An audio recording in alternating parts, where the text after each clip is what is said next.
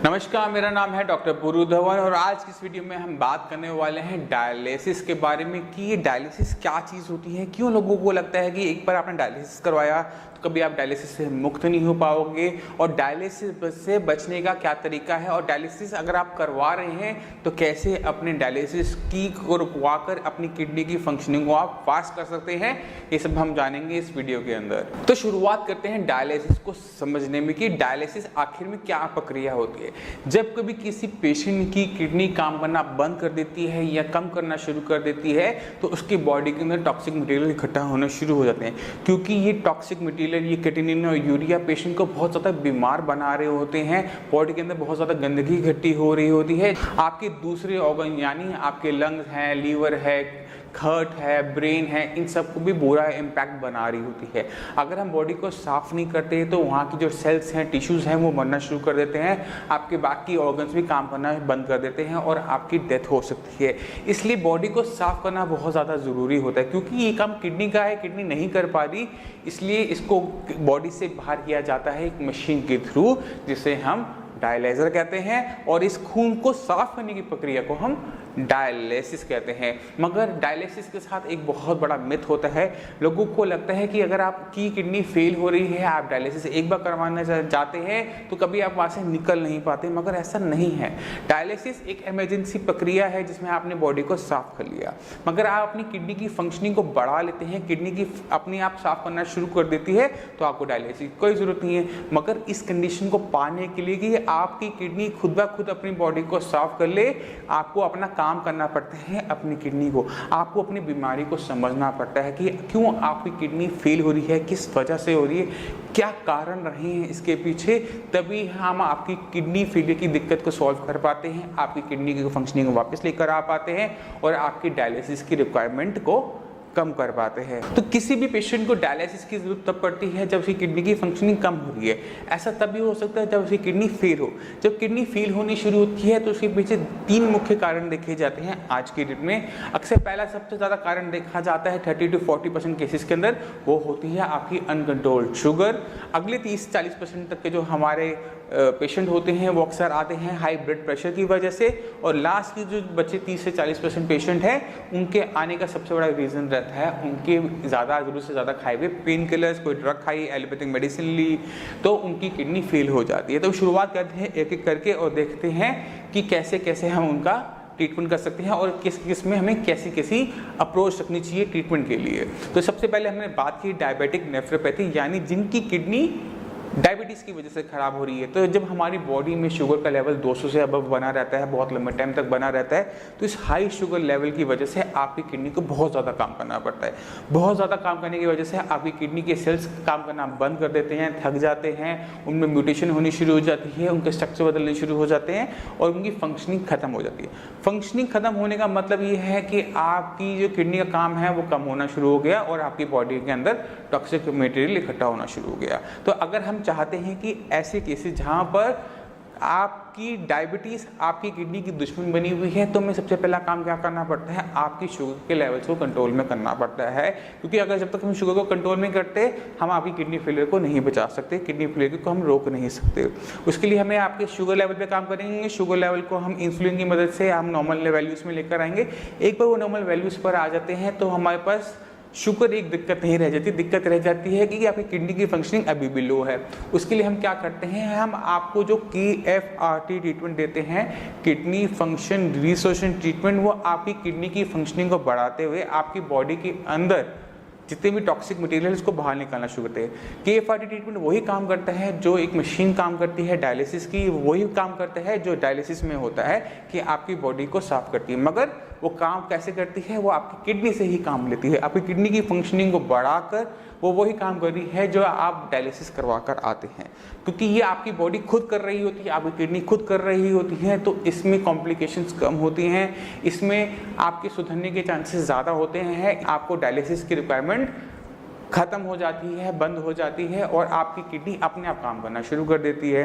तो जब तक हम अपनी किडनी के काम को वापस नहीं लेते तो हमें बाहर डायलिसिस करवाना पड़ता है, और अगर हम चाहते हैं कि डायलिसिस बंद हो जाए तो हमें अपनी किडनी से काम लेना पड़ता है। तो इस बात को हमें समझना चाहिए कि अगर हम डायलिसिस जैसी प्रक्रिया को हम चाहते हैं कि हमारे साथ ना हो, हमारे किडनी फेल की कंडीशन के अंदर किडनी ही काम करे, तो आपको KFRT ट्रीटमेंट को यूज़ करना चाहिए। KFRT ट्रीटमेंट का एक और फायदा होता है, जब आपकी किडनी कंट्रोल में है, यूरिया कंट्रोल में है, आपकी बॉडी क्लियर है, तो आपकी बॉडी की जो नेफ्रॉन्स हैं, सेल्स हैं, उनको रिजनरेट करने में KFRT ट्रीटमेंट आपकी मदद करता है। क्योंकि शुगर कंट्रोल में हो गई, आपकी बॉडी में कोई टॉक्सिक मटेरियल नहीं है, तो बॉडी के पास एक ऐसा इन्वायरमेंट होता है, ऐसे सर्कमस्टांसेस होते हैं जहां पर बॉडी के लिए अपने आप को हील अप करना आसान होता है। बॉडी अपने सेल्स को दोबारा से बनाना शुरू करती है, जो खराब हो चुके हैं उनको ठीक करना शुरू करती है, जो फंक्शनिंग आपके नेफ्रॉन्स खो चुके हैं वो वापस आनी शुरू होती है, और रिजल्ट क्या होता है कि आपकी किडनी अपने आप फिल्टर करना शुरू कर देती है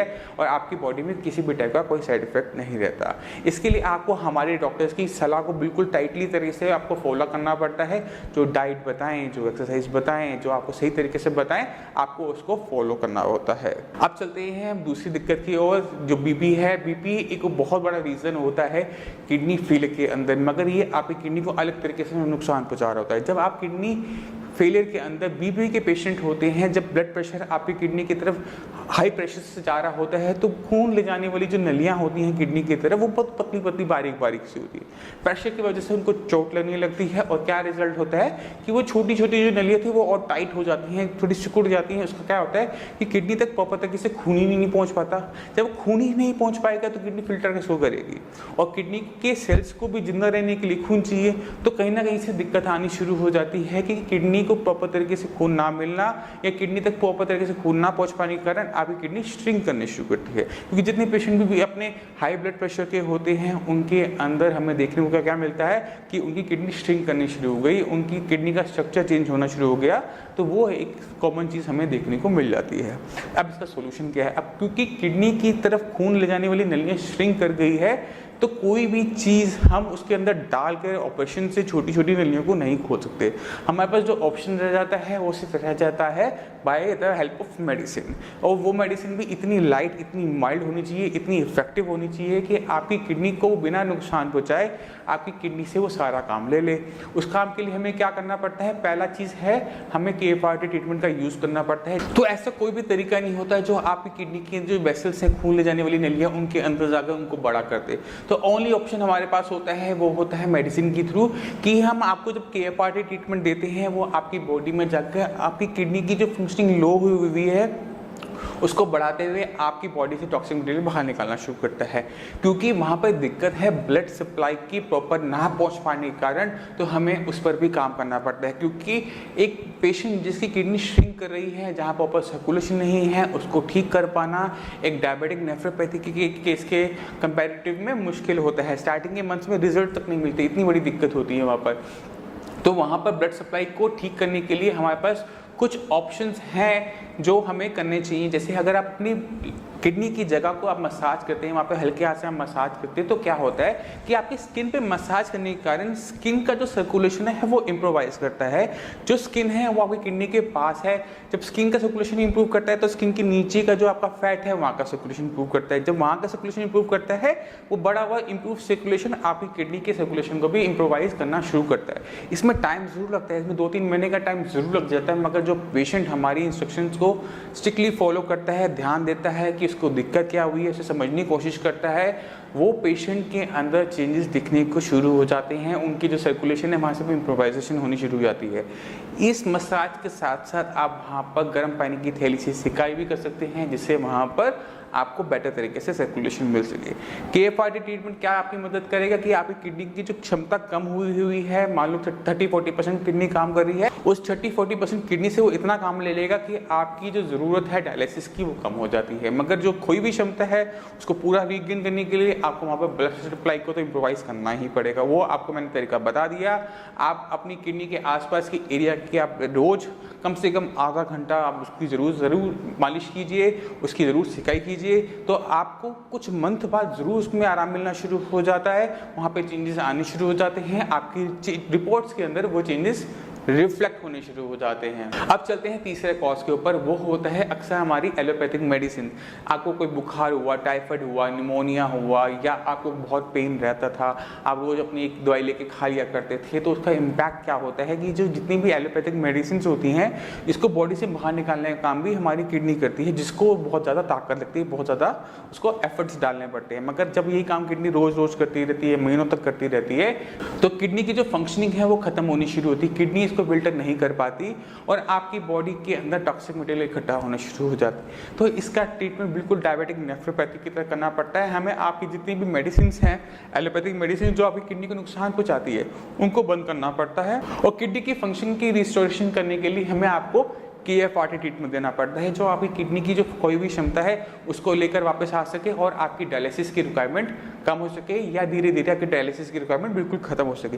क्योंकि किडनी अब आपकी खुद ब खुद काम करना शुरू करती है, खुद ब खुद फिल्टर कर रही है, तो आपको किसी भी डायलिसिस की जरूरत नहीं पड़ती। तो मैं उम्मीद करता हूँ ये वीडियो आपको समझने में हेल्प करेगी कि डायलिसिस के बारे में, कि डायलिसिस कोई ख़राब चीज़ नहीं है। डायलिसिस एक ऐसी प्रक्रिया है जो हम आपकी बॉडी के साथ इसलिए करते हैं क्योंकि आपकी किडनी काम नहीं कर रही होती, बॉडी को साफ करने के लिए हमें डायलिसिस की ज़रूरत पड़ती है। मगर अगर वहीं पर आपकी किडनी खुद ब खुद काम करना शुरू कर दे तो कोई भी डॉक्टर आपको डायलिसिस के लिए नहीं कहेगा, मगर उसको करने के लिए आपको किडनी पर तो काम करना ही पड़ेगा ना। जो एलोपैथिक मेडिसिन हमें दी जाती हैं वो बहुत लिमिटेशन वाली होती हैं, बहुत लिमिटेड होती हैं, क्योंकि एलोपैथिक मेडिसिन के अंदर किडनी को रिवाइव करने की मेडिसिन नहीं होती, किडनी की फंक्शनिंग को बढ़ाने की मेडिसिन नहीं होती। तो उसके लिए आपको आयुर्वेद की हेल्प लेनी चाहिए, KFRT ट्रीटमेंट की हेल्प लेनी चाहिए। अगर आपके माइंड में कोई भी डाउट है, कुछ भी पूछना चाहते हो आप डायलिसिस के बारे में, किडनी फेलियर के बारे में, तो आप नीचे दिए हुए नंबर पर कॉल करके हमारे डॉक्टर से आप फ्री ऑफ कॉस्ट कंसल्टेशन ले सकते हैं। आप हमारी साइट sainkidney.com पर जाकर एक छोटा सा फॉर्म होता है जहाँ पर अपना नेम, एज, जेंडर भरना होता है,